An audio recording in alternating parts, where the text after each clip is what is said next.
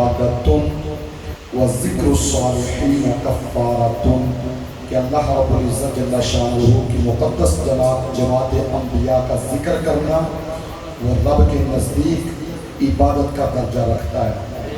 اور جب بندے بیٹھ کر اللہ کے ولیوں صالحین کا ذکر کرتے ہیں تو مالک کائنات ان کے گناہوں کا کفارہ بنا دیا کرتا ہے۔ اگر ان الفاظ کو سامنے رکھ کر ہم حضور کی بلابی طریقہ رہبر شریعت آپ کی زیارت بھی کر رہے ہیں، آپ کو انشاءاللہ سماعت بھی فرمائیں گے، اور آپ ایسے علم کے اس سمندر کے تیراک ہیں کہ جن کے علم کے موتی چکنے کے لیے بندے کو تیراک ہونا پڑتا ہے۔ خوبصورتی کے ساتھ بڑے احسن انداز میں اور بڑی مٹھاس والے لہجے میں آپ اللہ اس کے رسول کے ارشادات لوگوں کے کانوں تک روزی آواز میں پہنچاتے ہیں۔ خوبصورتی کے ساتھ اللہ رب العزت جل شانہ ایسے علماء حق کہا آپ کا سایہ تادیر ہمارے سروں پر قائم و دائم فرمائے۔ بس ان الفاظ کے ساتھ تھی جس کے مقدر میں گدائی تیرے در کی، تھی جس کے مقدر میں گدائی تیرے در کی، قدرت نے اسے راہ دکھلائی تیرے در کی۔ اور رویا ہوں میں اس شخص کے پاؤں سے لپٹ کر جس نے بھی کوئی بات سنائی تیرے در کی، اور بھول گیا میں نقش و نگار رخ دنیا، بھول گیا میں نقش و نگار رخ دنیا، سامنے صورت جو نظر آئی تیرے در کی، اور تعزیز تیرے در سے میرا سر نہ اٹھے گا، ہاں ہاں مر جاؤں تو ممکن ہے جدائی تیرے در کی۔ اور آیا ہے نصیب آج تمنا یہی لے کر کہ پلکوں سے کیے جائے صفائی تیرے در کی۔ اپنے دامن کو پھیلا کر، اپنے دل کو بچھا کر اور اپنی سماعتوں کو یکسو ہو کر آپ کی بلا حضور والا شان کا خطاب ذیشان سماعت فرمائیں گے تو انشاءاللہ العزیز آپ کو پتہ چلے گا کہ جو ہم خالی دامن لے کر آئیں جب محفل پاک کا اختتام ہو، ہم علم کے موتی بھی ساتھ لے کر اور مالک کائنات کی بارگاہ سے بخشش کے پھول بھی لے کر محفل پاک سے اپنے گھروں کی طرف جائیں۔ نعرہ تکبیر، نعرہ رسالت۔ عقیدت اور محبت کے ساتھ بآواز بلند ہدیہ درود و صلاۃ والسلام علیہ وعلیٰ آلہ وصحبہ اللہ صلی اللہ علیہ وسلم، صلاۃ والسلام علیہ وعلیٰ آلہ وصحبہ یا حبیب اللہ۔ الحمدللہ رب العالمین والصلاة والسلام على رحمة للعالمين وعلى آله وصحبه أجمعين، أما بعد، أعوذ بالله من الشيطان الرجيم، بسم الله الرحمن الرحيم، والعصر، صدق الله مولانا العظيم۔ وقال الله تبارك وتعالى في شأن حبيبه، بسم الله الرحمن الرحيم، إن الله وملائكته يصلون على النبي، يا أيها الذين آمنوا صلوا عليه وسلموا تسليما، اللهم صل على سيدنا محمد وعلى آله وصحبه سيدنا ومولانا محمد وسلم عليه۔ انتہائی عزت و احترام کے قابل میرے معزز اور میرے محترم سامعین، حاضرین اہل ایمان حضرات، لائق صد احترام حضرات علماء کرام، بالخصوص میرے لیے محترم شخصیت، رونق بزم علماء، پیکر اخلاص و وفا، صاحب صدق و صفا، عالم بعمل، حضرت علامہ مولانا افہام الخیر صاحب نقشبندی دامت برکات ملالیہ، دنیا نام عظیم نام عالم بامن محترم المقام حضرت علامہ مولانا حسن رضا صاحب اور آج کی اس بزم نور و سرور کے محتمین حضرت علامہ مولانا انصر سلطانی صاحب، پیکری خلوص و وفا جناب قاری حافظ ظفر اقبال صاحب، حضرت علامہ مولانا قاسم صاحب خلیفہ صاحب کے پیٹ سے تشریف فرما ہوئے اور دیگر وابستگان دامن طریقت محبت، اب یہ سب کے نام جانتا نہیں، میں سب کو سلام محبت پیش کرتا ہوں۔ تھوڑا اس کی میرے گلے میں مسئلہ ہے، اس کی تھوڑا کھول کر رکھ سکتے ہیں۔ میرے معزز اور محترم سامعین،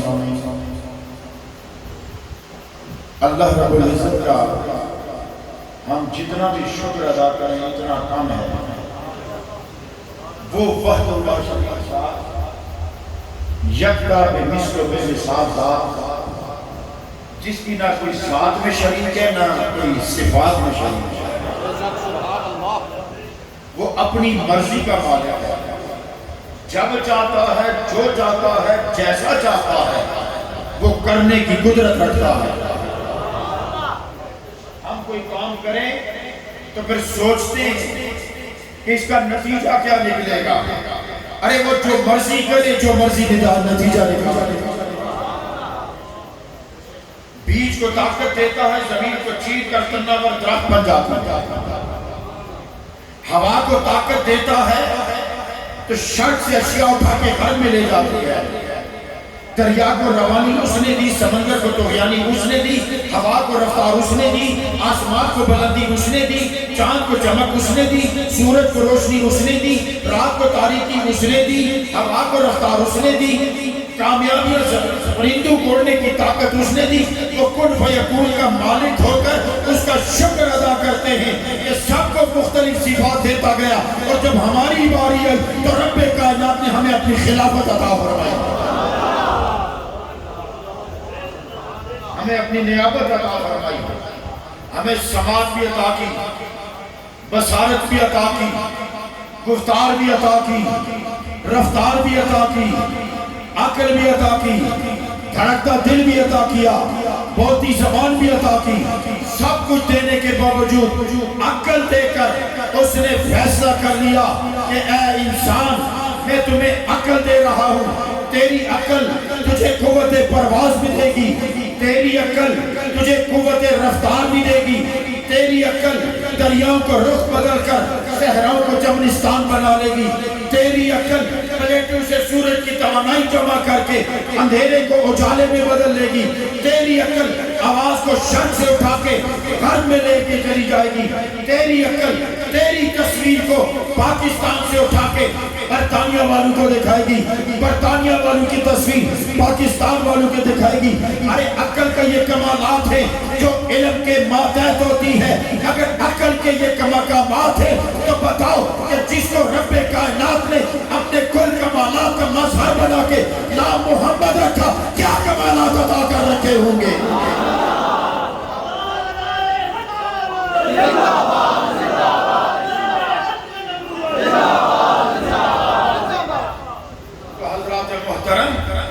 اتنا تو اندازہ کر اے مطلب دانش کے طالب علم، تیری عقل کے کمالات یہ ہیں کہ تیری عقل شرق سے آواز اٹھا کے غرب لے کے چلی جائے تو تو تسلیم کر لیتا ہے، تیری عقل ٹن لوہے کو ہوا میں اڑا دے تو تو تسلیم کر لیتا ہے، تیری عقل چاند کے قدموں کے نشان لگائے تو تو تسلیم کر لیتا ہے۔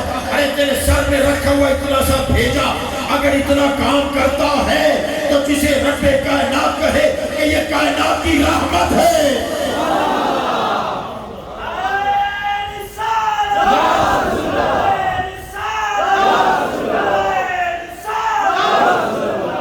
ارے مقام مصطفیٰ کو کون جان سکتا ہے، مقام مصطفیٰ کو کون سمجھ سکتا ہے۔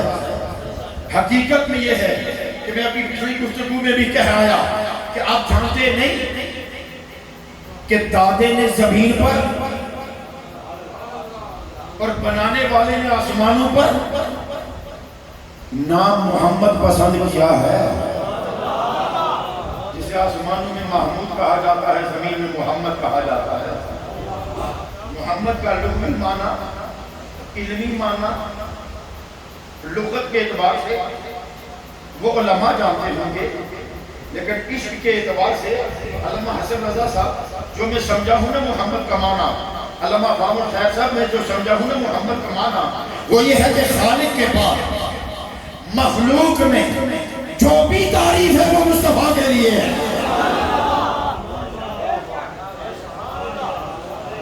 جو بھی تعریف ہے وہ مصطفیٰ کے لیے ہے۔ علم میں دیکھو، علم میں دیکھو، صبر میں دیکھو، بصارت میں دیکھو، طاقت میں دیکھو، رفتار میں دیکھو، برداشت میں دیکھو، صبر میں دیکھو، پرواز میں دیکھو، ارے یہ سارے کمالات اللہ نے اپنے حبیب کو عطا کیے۔ تو کوئی کہہ سکتا ہے کہ یار عیسیٰ بھی تو ہیں، موسیٰ بھی تو ہیں، خلیل اللہ بھی تو ہیں، وہ بھی تو اللہ کے نبی ہیں، تو کمالات میں آقا کریم کو سب سے آگے سمجھتا ہے، تو تیرے پاس دلیل کیا ہے؟ میں نے کہا رب نے خود بھی بے مثل ہے، میرے نبی کو بھی بے مثل بنایا، وہ بھی یکتا ہے، یہ بھی یکتا ہے، وہ بھی مثل ہے، یہ بھی بے مثل ہے، اس جیسا بھی کوئی نہیں، اس جیسا بھی کوئی نہیں، وہ بھی ایک ہے، یہ بھی ایک ہے، وہ بھی یکتا، یہ بھی یکتا، وہ بھی بے مثل، یہ بھی بے مثل، کیسے؟ وہ بنانے میں یکتا یا بننے میں یکتا، وہ دینے میں یکتا یا لینے میں یکتا، وہ پڑھانے میں یکتا یا پڑھنے میں یکتا، وہ عطا کرنے میں یکتا یا لینے میں یکتا۔ تو جس نے اپنے حبیب کو بے مثل و بے مثال بنایا ہوگا تو بتاؤ اس کے علم کا حال کیا ہوگا، اس کی بصارت کا حال کیا ہوگا، اس کی سماعت کا حال کیا ہوگا، اس کی رفتار کا حال کیا ہوگا، اس کے علم کا حال کیا ہوگا۔ اس لیے اللہ کے بندو اللہ کا شکر ادا کرو۔ میں نے کیوں کہا کہ اللہ کا شکر ادا کرو؟ یہ ساری تعریفیں سننے کے بعد، یہ ساری باتیں سننے کے بعد، اس کو بہت اچھے طریقے سے چلائیں، یہ ساری باتیں سننے کے بعد، یہ ساری تعریفیں سننے کے بعد، یہ سب مقامات سمجھنے کے بعد، قرآن میں دیکھو تو میرے نبی کی شان ہے، سورج میں دیکھو تو میرے نبی کی شان ہے، زمین کی سکون میں دیکھو تو میرے نبی کی شان ہے، دریا کی رفتار میں دیکھو تو میرے نبی کی شان ہے۔ یہ ساری کائنات میرے نبی کی شان کا مظہر بنی ہوئی ہے۔ ایک بات یاد رکھنا، اللہ کی قدرت کا مظہر میرے نبی کی عظمت کا مظہر۔ یہ جو جملے میں کہا کرتا ہوں نا ممبر پر بیٹھ کر، ذمہ داری سے کہا کرتا ہوں، یہ جملہ نوٹ کر لو، کائنات ساری رب کی قدرت کا مظہر اور میرے نبی کی عظمت کا مظہر۔ وہ کیسے؟ اب سنو کیسے؟ میرا نبی کنکر اٹھا کے پھینکے، خدا فرمائے ہمارا نہیں۔ اب سنو توجہ سے میری گفتگو، پتہ نہیں اگلا دسنا نہیں، اور سبحان اللہ تو زار سوتا تھا، جتنا ہمارا پسینہ نکلنا ہے اتنا پسینہ بھی نکلنا چاہیے، اور یہ سبحان اللہ کیا نکلے گا۔ میں اکثر کہا کرتا ہوں، بعد میں لوگ یہ بھی کہتے ہیں جی یہ نا بلبیاں تنہا خانہ کہتے ہیں کہ آگے سبحان اللہ آخو، سبحان اللہ آخو، تب اس نے چٹکی جا جواب دینا ہونا، میں تو سب لوگ سبحان اللہ نہ آخوا تو تجھ دوسروں کیا آخوا، میں بات کرنا نہ آخوائیے۔ ہم اب سنو، ہم گھر سے نکلتے ہی اس لیے ہیں کہ تاکہ لوگوں کی زبان پہ سبحان اللہ جاری ہو جائے۔ ہم تو نکلتے اس لیے ہیں، ہمیں تو باپ دادے نے یہی سکھایا ہے، ہمارے جو اسلاف نے یہی سکھایا ہے کہ جدھر جاؤ تاکہ پتہ چلے فقیر گزرا ہے تو پیچھے ذکر کا نغمہ جاری ہو جائے۔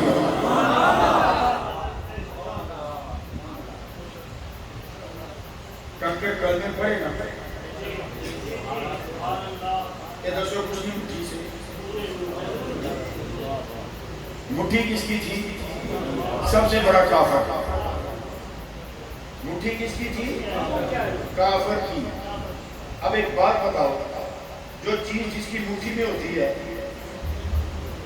تو ہونی تو اس کے قبضے میں چاہیے، ہوتی تو اس کے قبضے میں چاہیے، کنٹرول تو اس کا ہونا چاہیے، لیکن قبضہ کافر کا،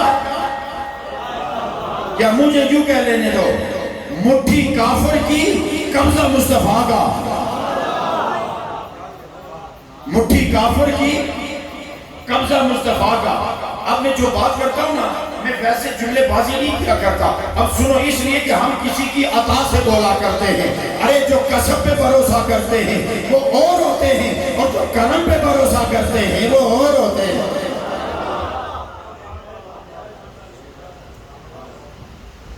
اب سوال ہے کہ اگر کافر کی مٹھی میں کلمہ کنکری نے پڑا تو جو کافر کے سینے میں دل تھا، سوال بنتا ہے جو کافر کے دل میں سینے میں دل تھا وہ کیوں قبضے میں نہیں آیا؟ کنکری اگر قبضے میں آ سکتی ہے تو سرکار اسے کلمہ پڑھوا سکتا ہے، تو کافر کو کیوں نہیں پڑھوایا؟ اس کے دل نے کلمہ کیوں نہیں پڑھا؟ تو سنو، اب پتہ چلے گا نا کہ ہمارا عقیدہ کیا ہے۔ اور میں تجھے دستا نا کہ سنی کون ہوتا ہے، بریلوی کون ہوتا ہے، حنفی کون ہوتا ہے۔ اب میں بتاؤں گا ہمارا عقیدہ کیا ہے۔ اسی لیے ہم کہا کرتے ہیں کہ اللہ نے، اب یہاں ایک بات بتانا چاہتا ہوں، ایک مرید نے مرشد سے کہا، اب یہ بات یوں کھلے گی کہ کافر کے دل پہ کیوں نہیں قبضہ کیا، کنکریوں نے کلمہ پڑھا تو دل نے کیوں نہیں پڑھا؟ تو سنو، ایک مرید نے مرشد سے پوچھا، مرشد جی نماز ملی تو نبی کے صدقے، قرآن ملا تو نبی کے صدقے، رمضان ملا تو نبی کے صدقے، حج ملا تو نبی کے صدقے، زکوٰۃ ملی تو نبی کے صدقے، تو سب کچھ جب یہ فرض کر دیا تو اللہ نے کعبے میں آنا اور وقوف عرفات کرنا صاحب استطاعت پہ فرض کیا ہے، تو جب سب کچھ یہ فرض نبی کے صدقے ملے تو رب نے مدینے جانا اور میلاد بنانا کیوں فرض نہیں کیا؟ گلہ سمجھ آ رہی ہے نا؟ سمجھ آ رہی ہے نا؟ پتہ لگنا نا؟ مجھے پتہ لگنا تو بس سبحان اللہ کی بات آنی چاہیے کہ دسو مرشد جی ایک مدینے جانا کا میلاد بنانا کیوں فرض نہیں کیا؟ میں کہا پتہ جی ساری گلہ دسن نہیں ہونیاں، یہ تو رب کی مہربانی ہے کہ عمل سارے دسے، عمل دسے جانی، محبت چھپائی جانی، یہ تو رب نے سخاوت ہے، کچھ اپنی محبت چھپائی نہیں، محبوب سامنے کری چھوڑیا، محبوب سامنے کری چھوڑیا۔ تو انہوں نے کہا پتر گل یاد رکھی، پھر بھی رب اللہ پردہ رکھیا، پھر بھی اللہ پردہ رکھیا۔ اس آخیا مرشد جی وہ کیا پردہ رکھیا؟ انہوں نے آخیا نماز فرض کی تھی، دل مننا نہ مننا پڑھنی پیسی، روزہ فرض کیتا دل مننا نہ پڑھنا پڑھنی پیسی، حج فرض کیتا دل مننا نہ مننا کرنا پیسی، زکوٰۃ فرض کیتی دینا دل مننا نہ مننا دینی پیسی، پیسے دینے پیسے۔ اللہ فرمایا چونکہ معاملہ عبادت نہ ہے تو جب معاملہ عبادت نہ ہے تو اے پھر تسا منو نہ منو تسا کرنا پیسی چونکہ معاملہ میرا ہے، تو نبی نہ معاملہ محبت نہ ہے، اتنے زبردستی نہیں ہونے کی۔ مدینے وہی جائے گا جس کا دل بھی جائے گا۔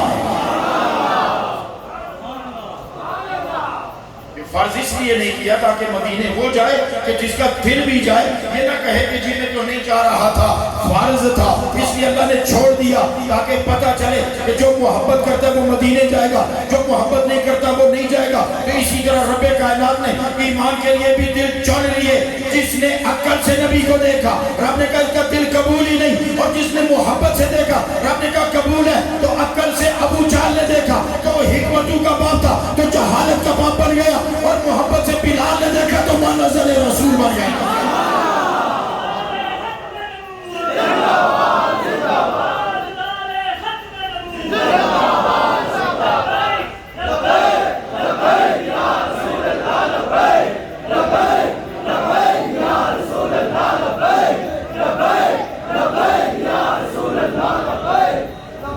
اس لیے حضرات محترم سنیے، ایک معاملہ عبادت کا ہے،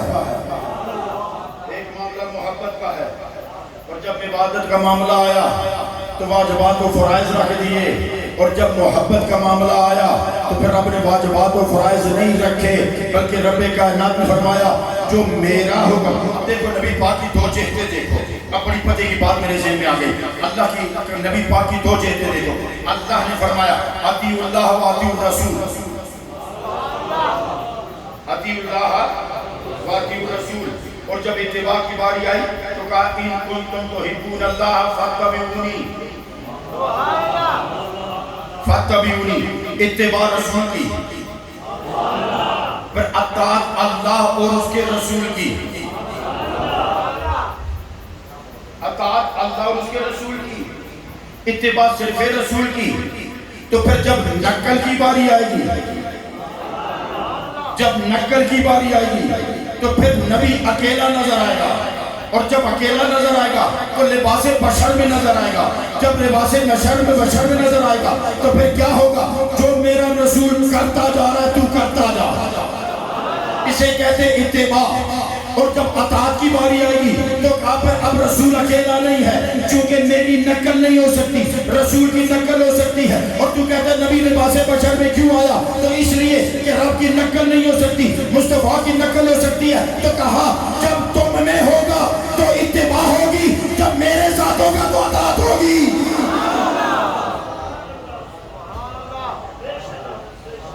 میرے نبی پر بات کرتا ہے تو ملا، تو میرے نبی پہ انگلی اٹھاتا ہے، تو جانتا نہیں کہ یہ نبی کون ہے؟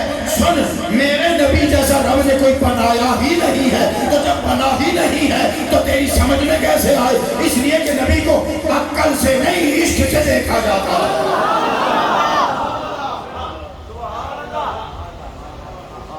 جب تم میں ہوگا تو اتباع ہوگی، پھر جیسا وہ کھاتا ہے تم بھی کھاؤ، جیسے وہ پیتا ہے تم بھی پیو، جیسے وہ پڑھتا ہے تم بھی پڑھو، جیسے وہ چلتا ہے تم بھی چلو، جیسے وہ بیٹھتا ہے تم بھی بیٹھو، جیسے وہ بولتا ہے تم بھی بولو، جیسے وہ دیکھتا ہے تم بھی دیکھو۔ یہ ہوئی اتباع، یہ ہوئی اتباع۔ اور پھر کہا جب حکم کی باری آئے، جب اطاعت کی باری آئے گی تو پھر میری اطاعت اور مصطفیٰ کی اطاعت، اطیعوا اللہ و اطیعوا الرسول، اطیعوا اللہ و اطیعوا الرسول۔ پھر اللہ کی بھی اطاعت ہوگی، نبی کی بھی اطاعت ہوگی۔ اب سنو، اتباع میں عمل دیکھا جاتا ہے، اطاعت میں عمل دیکھا جاتا ہے۔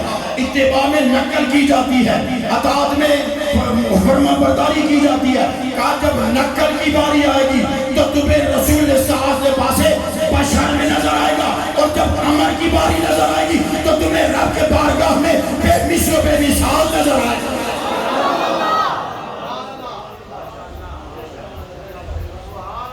گلنا سمجھ آ رہی ہے کہ نہیں آ رہی ہے؟ علماء ان باتوں کو سمجھ رہے ہیں کہ اتباع اور اطاعت میں فرق کیا ہوتا ہے۔ جب اطاعت اتباع ہوگی تو نقل ہوگی، پھر تمہیں یہ مکے میں چلتا نظر آئے گا، مدینے میں چلتا نظر آئے گا۔ لیکن جب حکم کی باری آئے گی تو جو میرا حکم ہوگا وہ مصطفیٰ کا ہوگا، اور جو مصطفیٰ کا ہوگا وہ میرا ہوگا۔ میں اس طرح اپنے عنوان کی طرف آ رہا ہوں۔ کنکر نے کلمہ پڑھا تو میں نے کہا کیوں پڑھا؟ تمہیں حکم نہیں کہ نہ بولی؟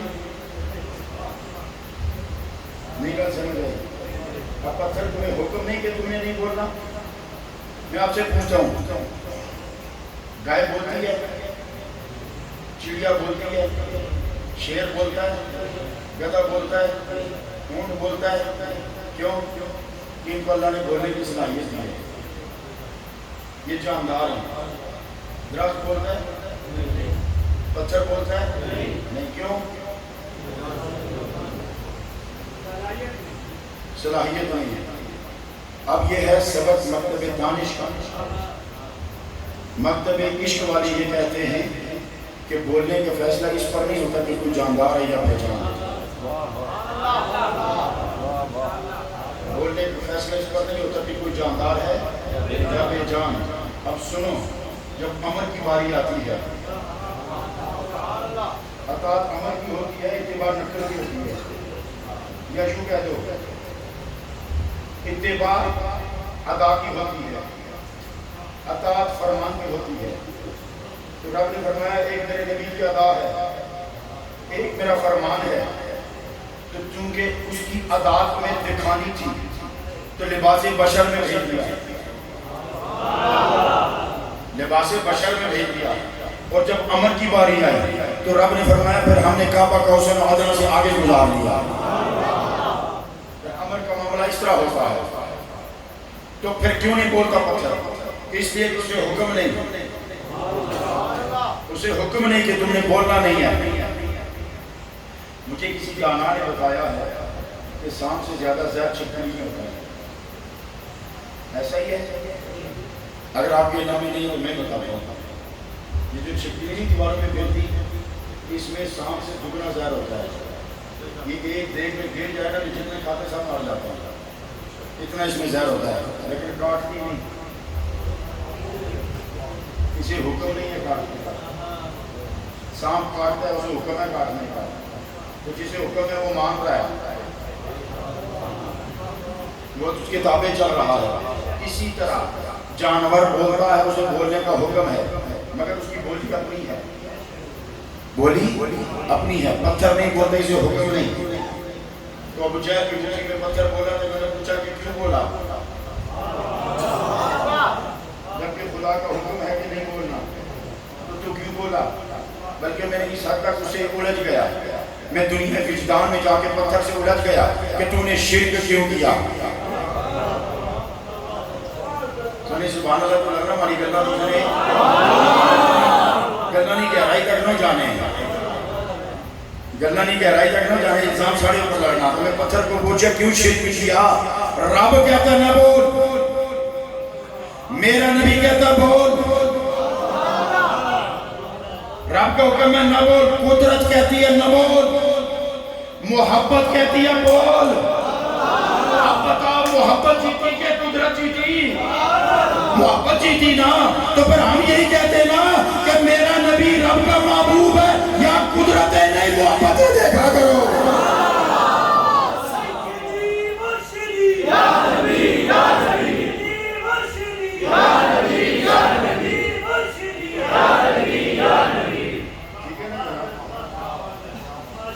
میں نے کہا نا یہاں قدرتیں نہ دیکھا کرو، محبتیں دیکھا کرو۔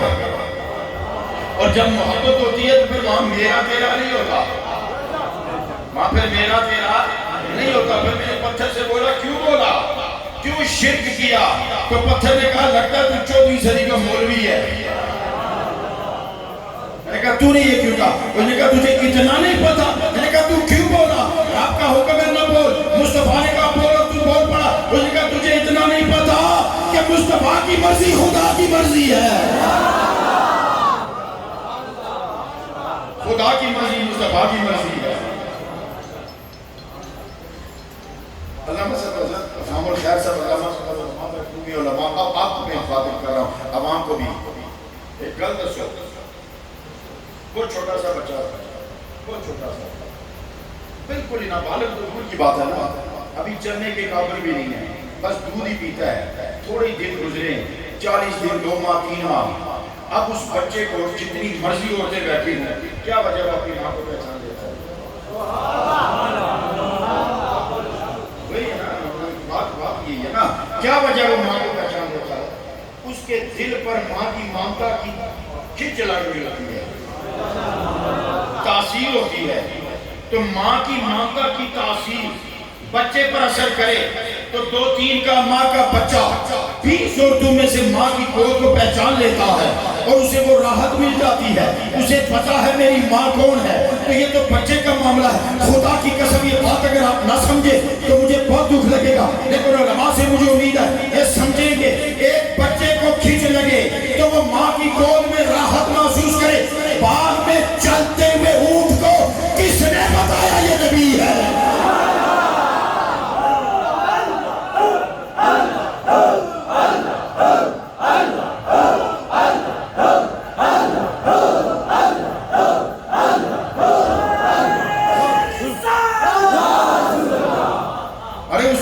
کس نے بسایا کہ ان جو یہ 5-6 بندے چل رہے ہیں ان میں نبی کون ہے؟ اس کا مطلب یہ ہے کہ اونٹ کے دل میں بھی نبی کی نبوت کی کھچ موجود ہے، تو جو نبی اونٹ کے دل پر بھی اثر کرے اور دل اس کا نبی کی طرف کھنچا جائے تو امتی میلاد بنائے، تو نبی کی طرف کیوں نہ کھنچا جائے؟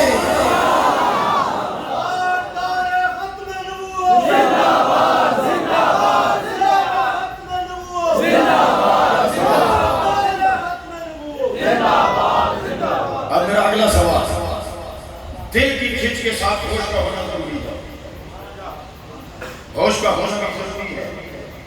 دل کی جیت بھی ہو ہوش بھی ہو پتہ چلتا ہے ماں کون ہے. خدا کی قسم مجھے یہ بتاؤ دماغ کام نہ کر رہا ہو.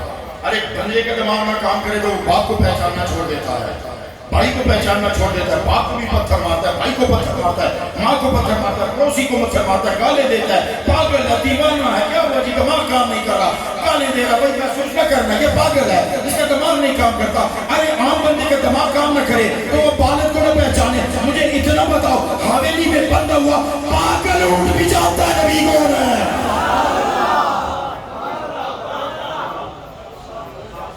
پاگل اونٹ بھی جانتا ہے نبی کون ہے. اور جب نبی آیا تو سب نے کہا یا رسول اللہ آگے نہ جانا پاگل ہے. واقعہ تو سنے ہیں نا, سارے سنے ہیں کہ دہرا دئیے. اونٹ پاگل تھا,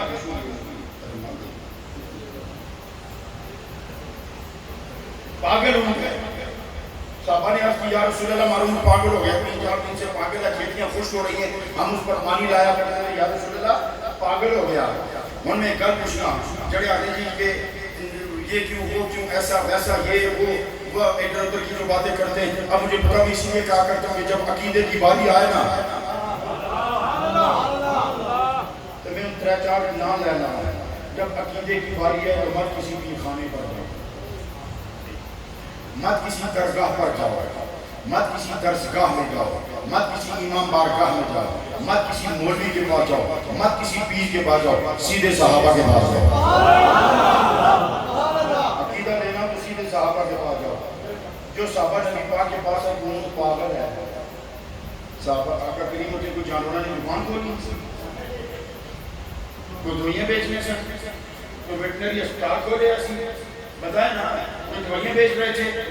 آپ نے کوئی دوائی رکھی ہوئی تھی, دوائیاں بیچتے تھے, کہیں لکھا ہوا تھا کہ میں جانوروں کا علاج کرتا ہوں, یا کبھی کہا تھا کہ میں جانوروں کا علاج کرتا ہوں؟ نہیں. صحابہ سیدھے نبی پاک کے پاس آئے کہ اونٹ پاگل ہو گیا. اس کا مطلب یہ تھا کہ صحابہ کو پتا تھا کہ ہر درد کا علاج میرے نبی کے پاس ہے. درد کا علاج ہے. میں اس واسطے کہا کہ عقیدے صحابہ کو لے لیا کرو.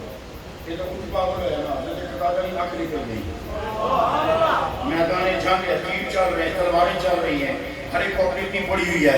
آپ ہم کہتے ہیں آنکھ کا ڈھیلا لے کے یا رسول اللہ آنکھ نکل گئی. مجھے یہ بتاؤ حضرت قتادہ سے کوئی پوچھے ادھر آپریشن تھیٹر کھولا ہوا ہے, آپریشن کریں گے, ٹانگے لگائیں گے, سوئی سے سیدھیں گے, کیا کریں گے, لیکن ان کو پتا تھا کہ میرا نبی مشکل کشا ہے. لیکن آگے گل تک بنا, میرا کیا فرمایا 10 قتادہ حق چاہیے کہ جنت, حق چاہیے کہ جنت, قربان یا صحابہ نے اکر کروں. انہاں کہا یا رسول اللہ یہ تو بڑا سستا سودا ہوئی گیا, میں آنکھ منگی سی نا, جنت نے کہا تُساں چھیڑی, میں تو جنت نے گل ہی نہیں سی, میں تو آنکھ لائن آیا تھا تو جنت نے کسا تُساں چھیڑیا نا. آنکھ مارے منگلوں پر دیو نا تو جنت اپنی خوشی نہ دیو. آنکھ تو میں منگی نا تو جنت تُساں اپنی خوشی نہ دیو نا, وہ تو تُساں گل چھیڑی ہے. حضرت ربیہ کہتے ہیں آقا نے فرمایا سل تو تھا, اے ربیہ مان تجھے دیا جائے گا. فرمایا جنت میں تجھے ناز رہنا چاہنا. فرمایا وہ مل گیا, آپ نے فرمایا بس